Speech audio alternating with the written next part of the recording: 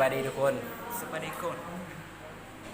mày nói tiếng Việt. Nói sao tiếng Việt nói sao? Xin chào tất cả mọi người đó. Xin chào tất cả mọi người. Bây giờ mình học gì? Mình học. Không, ý là mày nói tiếng Việt tao nói tiếng nào tao nói tiếng Việt. ตอนนี้กำลังเบิ่งอันนั้นเนาะจุฬาของ Ý mày nói sao? Ý mày nói sao? ตัวนั้นtiếng Làoเหรอ ตอนนี้กำลังเบิ่งจุฬาของผืนชนิดหนึ่งเนาะอันนี้คือห้องเรียนข่อยห้องเรียนข่อยคนลาวประมาณ5 คน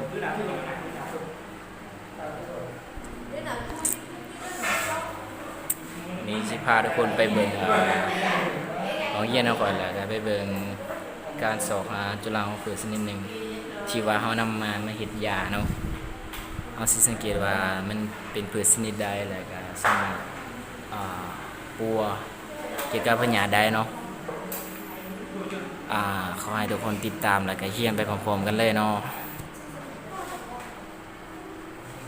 นี่แหละหมู่เนาะคนเบียดให้น่าตั้งเด็กสิสิจำก็มึงเลย Hello, hello. ไม่ติงเราไม่ติงเราด้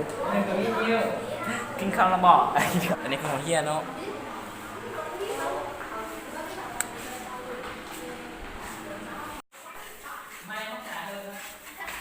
hôm nay chúng ta làm gì vậy?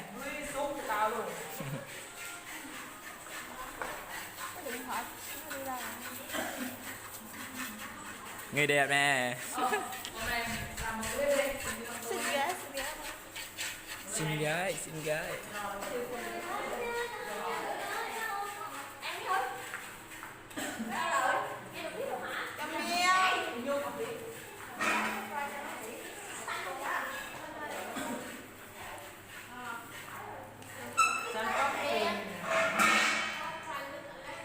Ngon không các bạn, ngon không? Cái đó là gì chị? Rong biển em. Lon biển à? Wow. Cái đây là đặc sản của Việt Nam hay sao? Ồ, đặc sản của Việt Nam này các bạn ơi. Anh em men Lào không có. Bởi vì Lào không có biển, cho nên cô mới tặng cái này. Được chưa? อันนี้เกิดว่าเท่าทะเลเพิ่นว่าลองกินเบิ่งเนาะ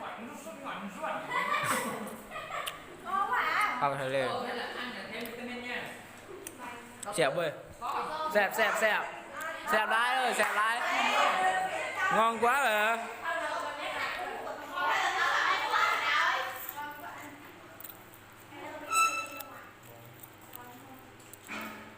แซ่บร้ายพี่น้องเลย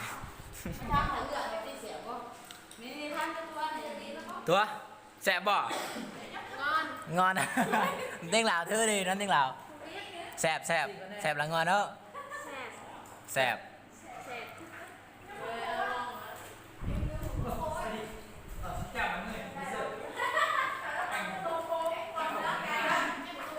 cho cái đi cho cái xin chào tất cả mọi người bây giờ Đến cặp này. bạn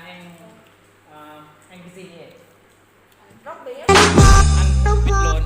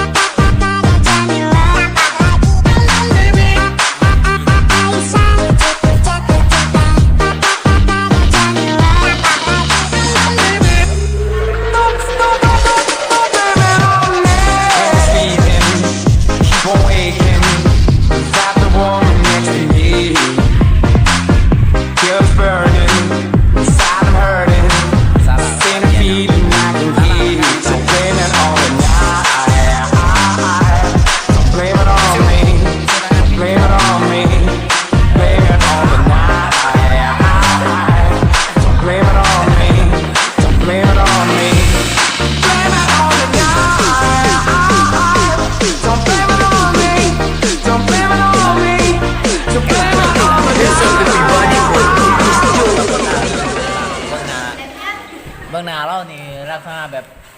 ปลาหมึกเนาะเพราะว่ามันอ้วนแห้งส่วนนี้กินอยู่เป็นจังไดกินอยู่ อุดมสมบูรณ์หลายอันนั้นก็ปลาเป่าคือกันเนาะเป็นหนา ดังหนาแผดเนาะ มันก็ทายไหน มื่อนี้สิมาอธิบายเกี่ยวกับการใส่กล่องจุลทรรศน์เนาะกล่องจุลทรรศน์จะมีหลายรุ่นแล้วก็ตัวนี้เป็นรุ่นที่ว่าออกใหม่เนาะออกมาล่าสุดถึงทางวงเวียนเฮาได้ค่าเนี่ยเอาเข้ามา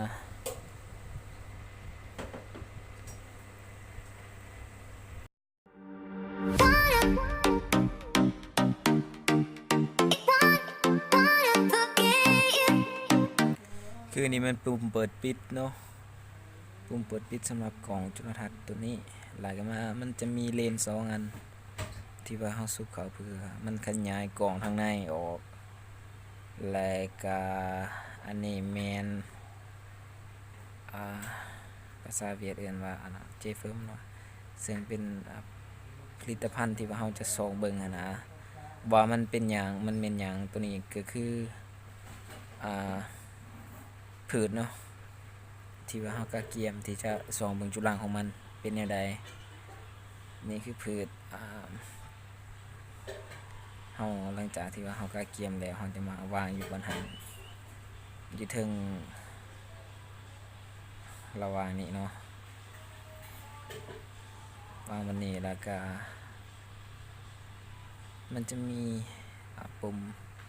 หรือว่าบนที่ว่าเคลื่อนขึ้นเคลื่อนลง